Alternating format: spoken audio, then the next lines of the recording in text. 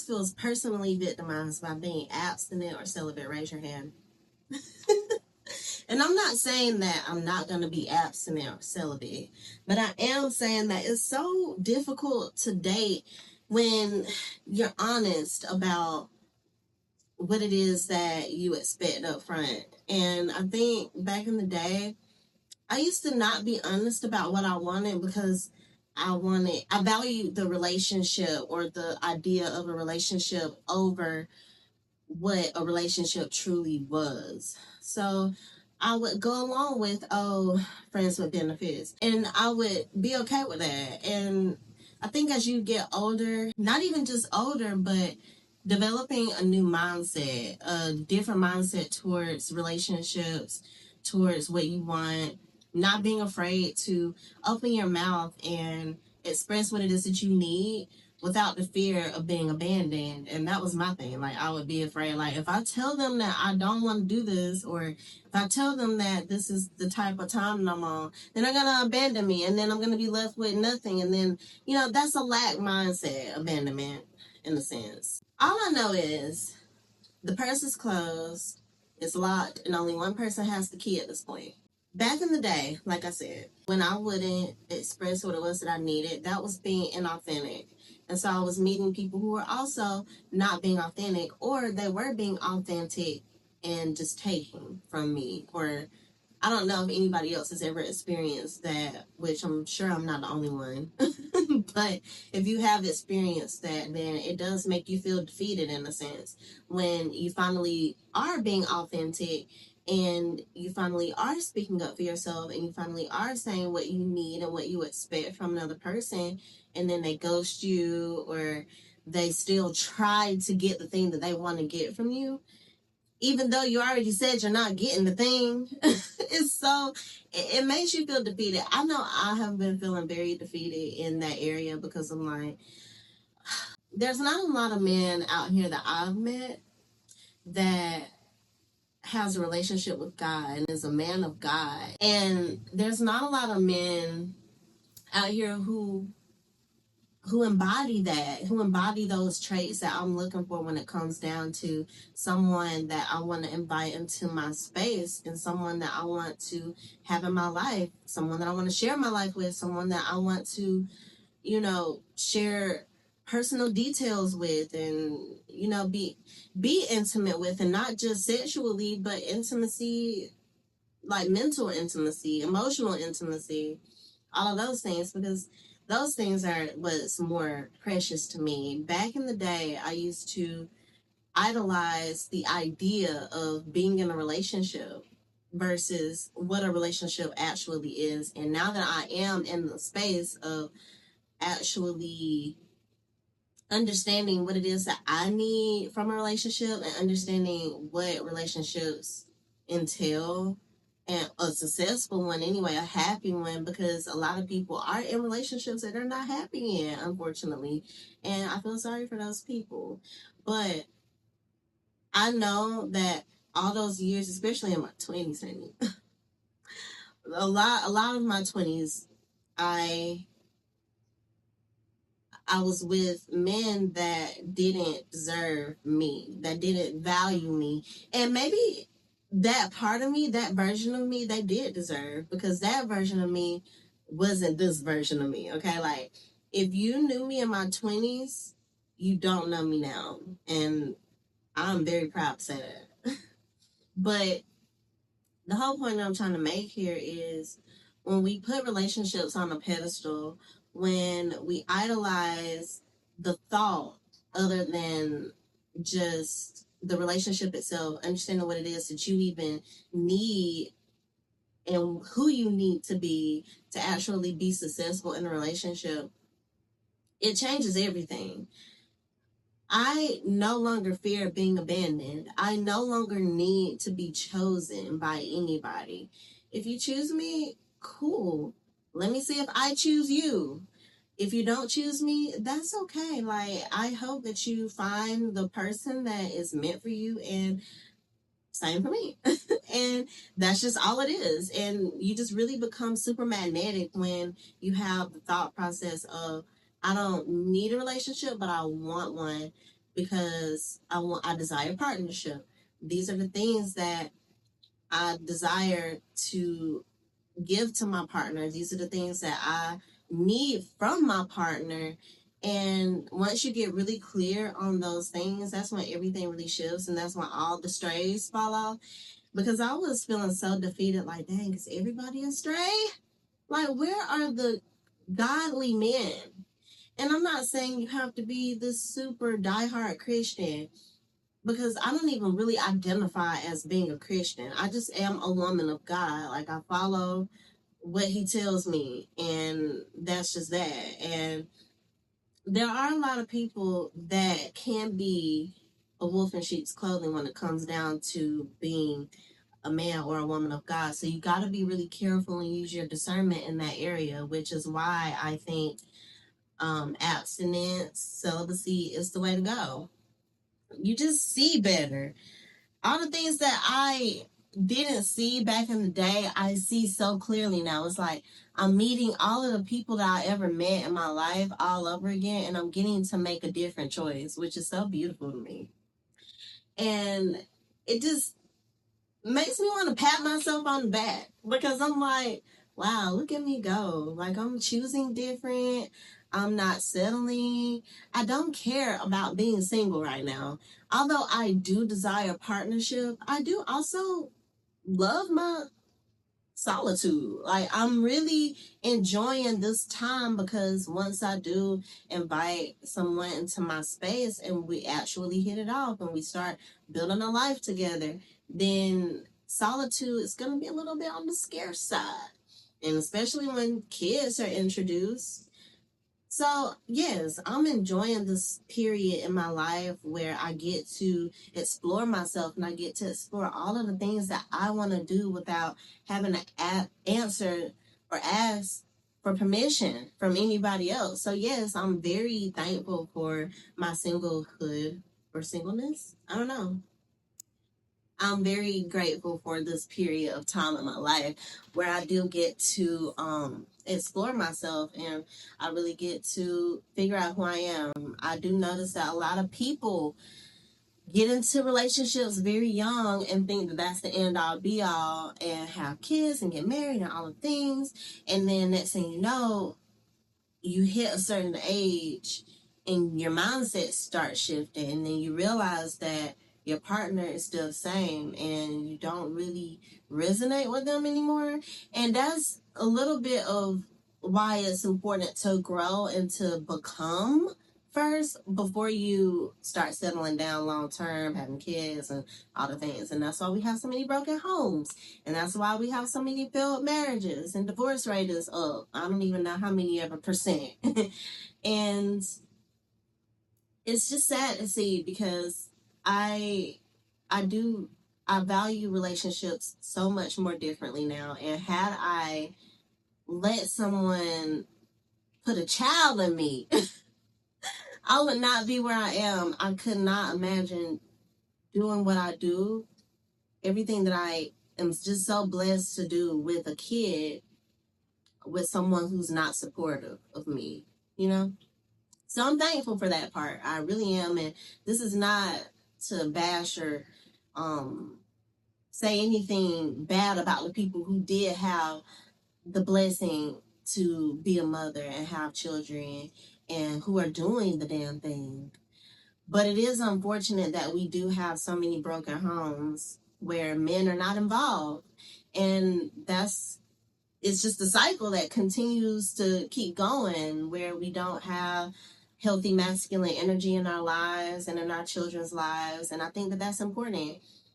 I've gotten to a point where I have learned how to really balance my masculine and my feminine energy to work together rather than repel each other.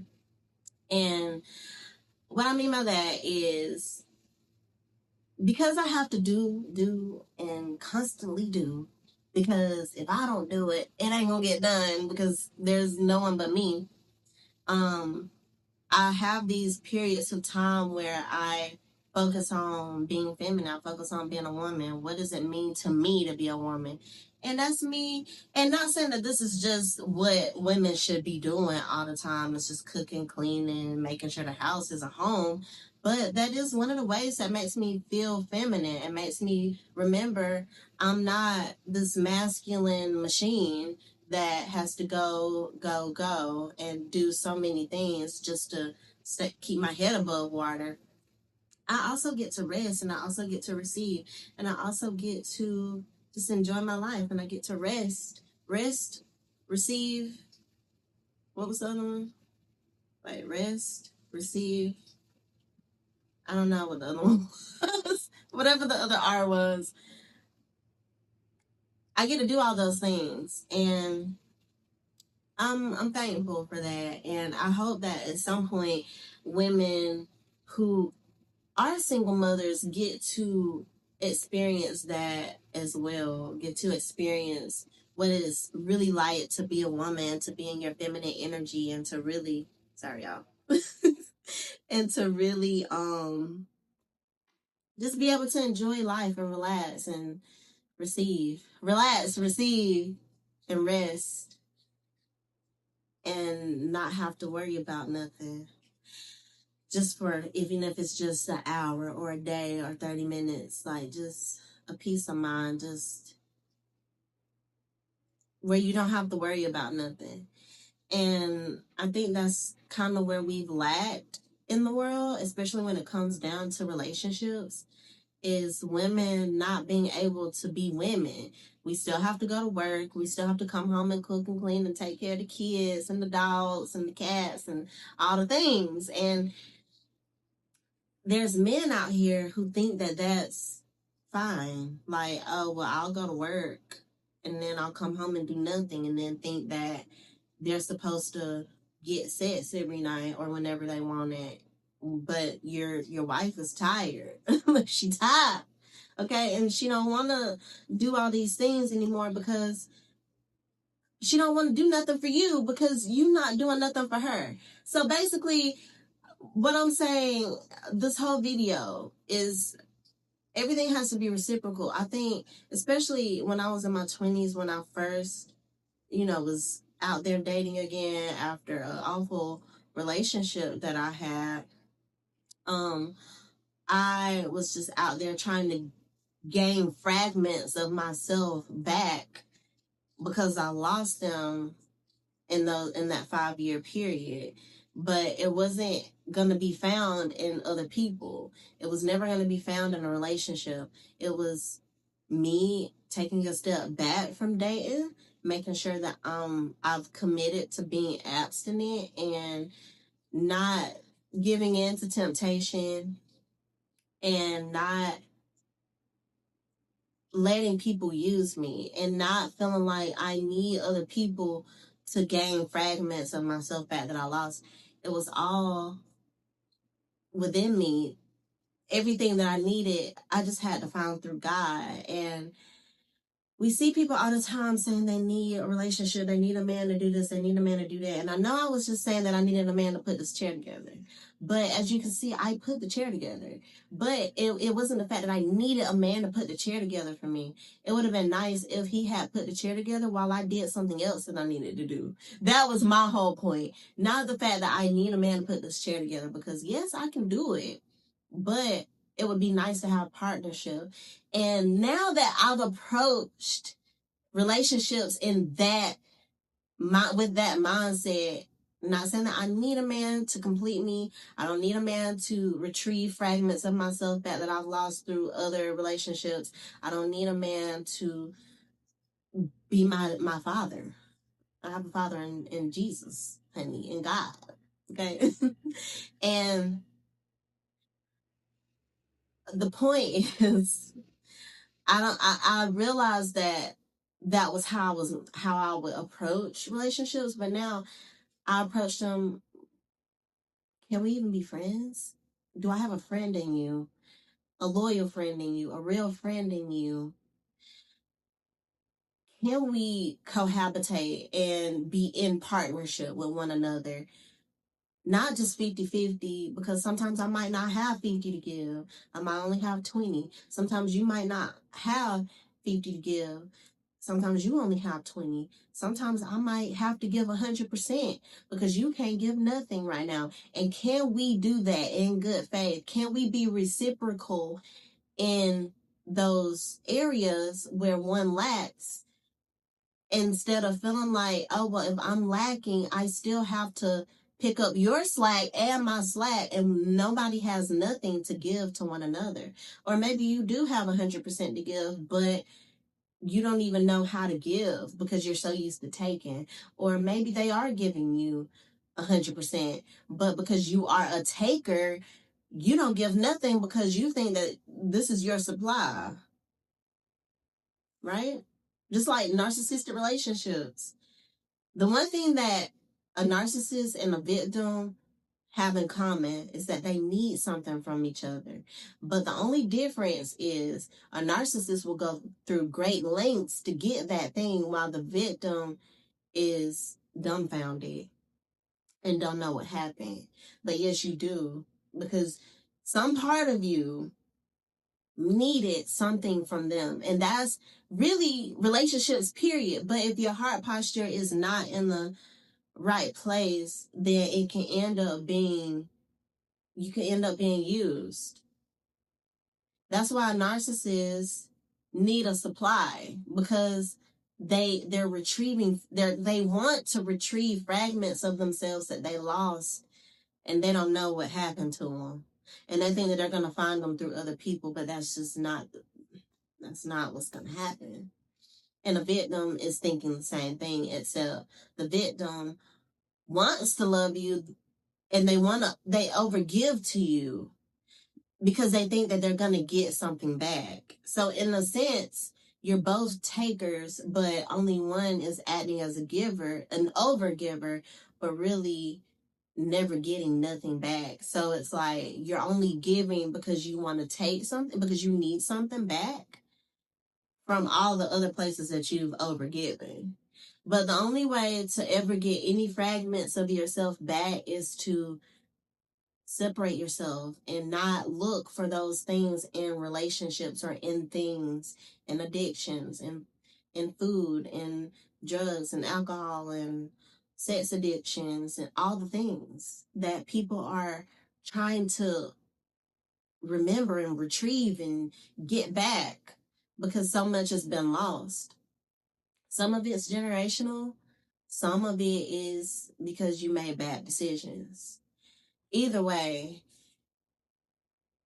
you can't get things back that you lost, but you can learn how to reframe and not necessarily get those same things back.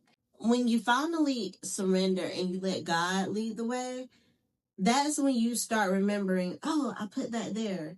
Oh, there's that piece of me that I lost. Let me get that. But you only going to get that with your walk and your relationship with God. You're not going to get that from people, from humans. You just not. And that's what I had to learn. I got a lot of the pieces of myself that was given to others, or that I just like broke off and just threw in the grass somewhere, threw in the mud over here, threw in the sand, threw in the ditch, threw in the water. And I got those pieces back. I retrieved those fragments of myself and I made them better. I revived them. I wasn't trying to get the same pieces back and just put them back. You have to get it. You know, like how you have an old car and you trying to fix it, you're trying to get it to run. You can't use the same motor if the motor is broken. Just because it's there, you can't use that motor no more. You got to rebuild the motor, or you got to go buy another one. So that's basically what I was doing. And what I have been doing is retrieving fragments of myself over these last like 2 or 3 years, retrieving all the fragments of myself that I lost and dusting them off, polishing them up, rebuilding them, and putting them back in the correct place, in the rightful space, so that I don't have to go out here and get them from relationships, friendships, from nothing. Okay? So, I feel like that was good. What y'all think? If you love this video, don't forget to like it, subscribe to the channel, because that really helps me when you're subscribing and I'm getting the engagement. It really helps me to keep running this channel. So like this video to get it in the algorithm. Leave me a comment if you feel like you want to have something to say, or if you agree with what I said or want to add your 2 cents. I want to hear it. And yeah, I hope that y'all resonated in some kind of way with this video, and that you can retrieve some type of whatever fragments of yourself that you've lost through other people or through traumatic situations that you just need to get back. And I want you to know, and I want to leave you with this, like, you cannot find those things through partnership. The only way to find the parts of you that you missed, the parts of you that you've given away, the parts of you that you lost or that you dropped along the way, is to separate yourself and stop putting these relationships on a pedestal, because these are not the things that are going to save you. The only thing that can save you is yourself and God. Get on your walk with God, build your relationship with God, and the relationship that you desire will just start to fall into place. And you won't even need for a relationship to happen anymore, because you realize that the relationship that you have with God is enough. But yes, God understands that we're human and we need partnership and we need companionship. So he'll give that to you when he realizes that you're not going to lose yourself in that partnership again. And also that you're not going to forget about him, because that's what be happening. We build these friendships and stuff, but then when we get into a relationship, we forget about our friends. And God no longer wants to be forgotten about, because you've forgotten about him for entirely too long, okay? So, with that being said, I pray that y'all have the most amazing week ever, and I'll see you in the next video.